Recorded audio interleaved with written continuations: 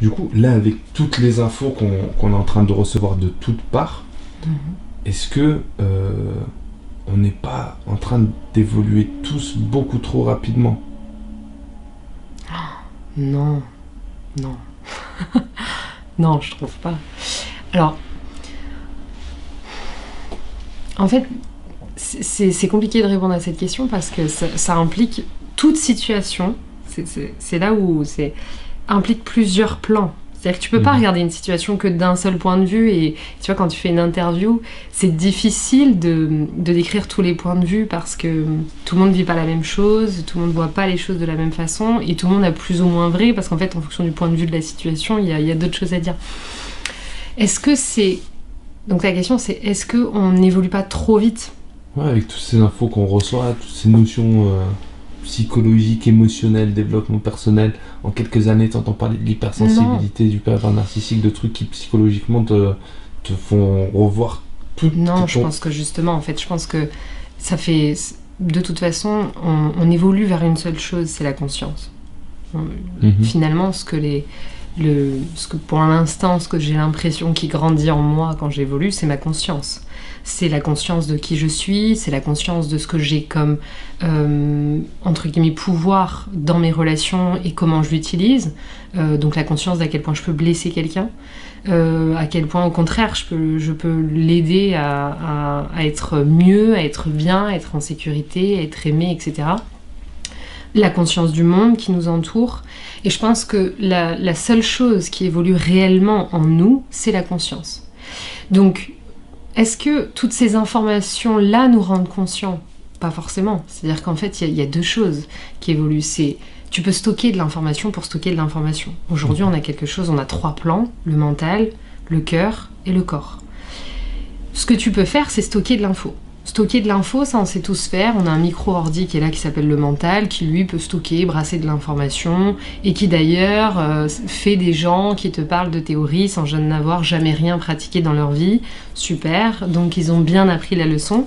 Ils ont d'ailleurs appris par cœur, tu parlais d'hypersensibilité, ce que c'est qu'être hypersensible. Ils se sont peut-être même identifiés en tant qu'hypersensibles, mais est-ce qu'ils sont devenus conscients de la manière dont leur hypersensibilité se vit en eux, de la manière dont ils ont besoin, quels sont leurs besoins réels dans les relations, maintenant qu'ils ont identifié être hypersensibles, quelles sont leurs forces dans leur hypersensibilité par rapport à ce qu'ils peuvent apporter au monde ou à la relation, là, pas forcément.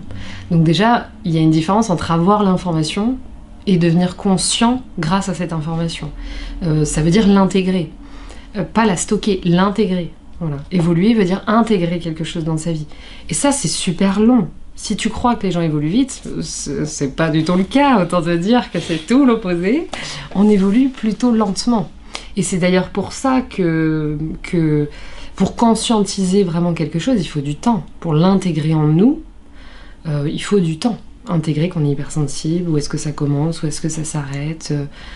Ah tiens, là il vient de tiens, là je réagis avec toute mon hypersensibilité, comment je la gère? Ouh là là, est-ce que je me fais bouleverser? Est-ce que j'arrive maintenant à vivre avec? Est-ce que je l'accepte? Est-ce que je l'accepte pas? Bref. Voilà, donc tout ça, ça prend énormément de temps. Donc il y a plein de choses pour nous aider à devenir plus conscients.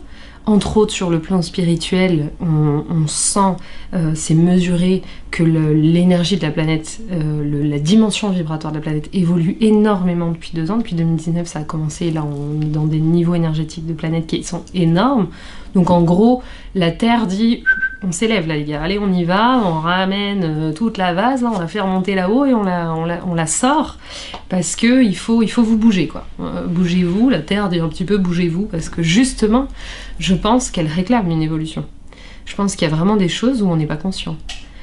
Quand on voit des gens devenir conscients de comment et devenir de plus en plus sensibles sur comment aider les animaux, la planète, comment respecter en fait notre environnement, nous respecter dans les relations, etc. Et on a encore du chemin, quoi. Parce que sur les gens qui s'en rendent compte, sur ceux qui s'en rendent compte mais qui mettent rien en place, sur ceux qui n'ont pas du tout conscience, voilà. On fait tous notre petit job à des endroits différents. On va tous être touchés par une conscience différente et c'est par le collectif et la conscience un peu collective qu'on arrive à faire bouger les choses, quoi. Parce qu'il y en a qui vont travailler plus sur eux, d'autres... Enfin, ça commence toujours par nous. Soyons clairs, le changement et la conscience, ça commence toujours par nous. Si tu l'as pas intégré en toi, tu peux pas le mettre dans tes relations, tu peux pas l'apprendre aux voisins, et tu peux encore moins la donner aux animaux ou à la planète, quoi. C'est pas possible. Mais évoluer trop vite, je crois que c'est vraiment une illusion. Il faut trop de temps pour évoluer. Ça veut dire que, pour toi, aujourd'hui, est-ce qu'on a plus conscience des choses qu'il y a 2-3 siècles, dans le sens où tu sais, il y a cette idée que la connaissance, la science des générations, elles avaient une connaissance, une conscience et une science qui s'est certainement perdue avec le temps. Ouais. Du coup, nous, en fait, on décroît. Est-ce qu'on est vraiment plus bas ou au contraire, il y a un réveil qui se fait, comme tu disais? En fait, moi je pense que l'évolution ou la conscience, c'est comme les couches d'un oignon. C'est-à-dire que déjà, je sais pas quand est-ce quand on touchera le cœur, parce que franchement, moi quand je vois des êtres évoluer qui évoluent encore, ou des êtres éveillés qui je vois encore s'éveiller, je me dis, alors là on est loin, on est loin les gars, on est loin. Mais je pense qu'en fait, la conscience, c'est l'évolution, c'est un oignon, il y a plusieurs couches, et on peut pas dire... on peut jamais dire que c'est... Je sais pas si on peut dire que c'est mieux ou moins bien, mais on est là où on doit être pour moi. C'est-à-dire que forcément que ça suit une courbe, et que ça suit une courbe d'évolution, mais forcément qu'en évoluant, on a peut-être oublié des trucs en route, et que du coup, il y a un moment donné, tu vas passer par une étape de dire, attends, t'as enlevé ça de ta vie, c'était peut-être une connerie. Voilà, en voulant, par exemple, être plus, je sais pas moi, affirmé, t'as retiré peut-être une forme de bienveillance de ta vie et du coup par l'expérience de l'affirmation tu vas devoir monter en conscience en disant t'as besoin des deux, enfin être conscient. Et encore, si la bienveillance est intégrée, normalement t'as pas à la retravailler, donc même pas. Comment je pourrais te dire ça? C'est comme... Je pense pas qu'il y ait une échelle en fait d'évolution, je pense qu'on a tous évolué sur des choses. C'est-à-dire que les savoirs d'avant, c'était ce qu'on appelle les savoirs ancestraux, étaient des super savoirs, qui étaient bourrés d'informations qu'aujourd'hui on est en train de conscientiser qu'ils savaient déjà ça, et que nous on est en train de dire ah ouais, non mais lui il faisait ça comme ça, mais je comprenais pas pourquoi, ah tiens, finalement le mec avait peut-être tilté quelque chose que j'avais pas vu à cet endroit-là, parce que ma conscience ne me permettait pas de voir ça dans ce qu'il faisait. Mais on est forcément allé vers des évolutions. Voilà, les tribus ont une conscience et sur les peu de tribus qui peuvent nous rester, ils ont une conscience, mais ils manquent de conscience sur plein d'autres choses. Il y a des choses qu'ils pourront jamais toucher ou vivre si elles n'évoluent pas. Donc il y a des limites à toute chose et c'est toujours l'évolution qui te fait passer le cap d'après. Et qu'après, il y a un moment donné, il y a une sensation de cycle. Je pense que c'est normal parce qu'en fait, une fois que... C'est ça, c'est qu'une fois que tu as commencé à conscientiser, à évoluer, tu te rends compte que tout est en lien. C'est-à-dire qu'en fait, là où tu es, et ce que faisait le mec dans sa tribu, bah, il y a quelque chose qui se ressemble, en fait. Tu le fais peut-être différemment, mais on en arrive toujours au même endroit. Tu vois ce que je veux dire? Il y a un espèce de tout qui revient tout le temps. Par exemple, dans l'évolution, depuis des années, des siècles, on parle d'amour. L'amour, c'est quelque chose, quand on parle de spiritualité, quand on parle de développement personnel, on te parle tout le temps d'amour. Les tribus parlent d'amour, de la religion parle d'amour pour toi, pour tes frères. Voilà. Il y a ce truc, par exemple, d'amour qu'on retrouve partout. Parce qu'en fait, c'est le tout. C'est quoi que tu fasses, tu évolues vers ça. Et quand du coup, tu as du mal à évoluer, c'est parce que justement, tu tends pas vers ça. Et tu t'éloignes de ce tout. Et je pense qu'il y a un espèce de lien très subtil et inconscient entre toutes choses qui fait que tu as parfois l'impression que tu es dans un cycle. Mais en fait, c'est juste que tu es dans le tout, quoi. Tu te dis... Comment te dire? Tu te dis, en fait, j'ai évolué vers l'amour de moi et j'en reviens à cette base avec beaucoup plus de conscience qui est ce que le mec disait il y a 1000 ans dans sa tribu, quoi. Ce que j'applique dans mon quotidien pour m'aimer, c'est finalement ce que ce mec-là était capable de dire il y a déjà 1000 ans. Et parce qu'en fait, c'est un tout. Il y a un espèce de fil rouge qui fait que quand tu montes en conscience, tu arrives à quelque chose dans un état un peu pur, mais qui est toujours le même.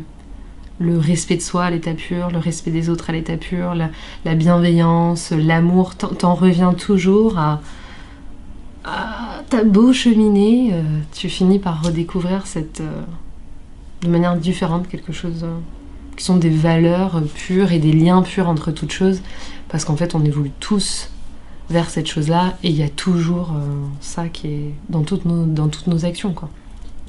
Au milieu de toutes tes actions, c'est quoi la place que tu donnes à l'amour?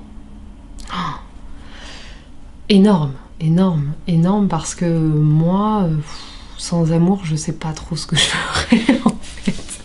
J'ai trop besoin d'amour, je sais pas comment font les gens qui se sont coupés de leur cœur, parce que ils passent à côté de quelque chose, et je le comprends, hein, si on se coupe du cœur, c'est qu'on est en souffrance, et que voilà, il faut travailler sur cette souffrance pour réussir à réouvrir, refaire confiance, et j'espère qu'ils travailleront ça et qu'ils croiseront quelqu'un qui vont peut-être les aider à s'apaiser et à refaire confiance. Mais l'amour, pour moi, c'est vital, quoi. C'est vital, je sais pas. À la fois, je peux pas dire que le véritable amour, je sais ce que c'est, parce que je pense qu'il manque de la conscience encore pour évoluer là-dessus. Par contre, l'amour, là où j'en suis, de ma conscience, il est très très très important. Pour moi-même, parce que je pense que ça commence par soi. Si je sais pas me le donner à moi, je sais pas le donner à l'autre. Et pour les autres. Voilà. Donc dans tout ce que je fais, que ce soit dans le choix de mon métier, dans les projets que je fais, il y a toujours une finalité d'amour. Voilà. Là, je forme des coachs parce qu'en fait, donc j'ai été coach, je forme des coachs maintenant, et je continue à faire du coaching parce que je veux que les gens qui, au moment où on est en train de parler, aient besoin d'aide ou aient envie d'évoluer ou soient bloqués, aient réellement un interlocuteur qui puisse les aider, quoi. Voilà. Et que ça fasse son cheminement. Comment faire la part entre l'amour qu'on doit se donner et l'amour qu'on doit donner aux autres? Alors ça, pour moi, c'est très très clair. Il y a un mot d'ordre pour moi qui fait cette espèce de limite qui est parfois difficile dans la relation, justement.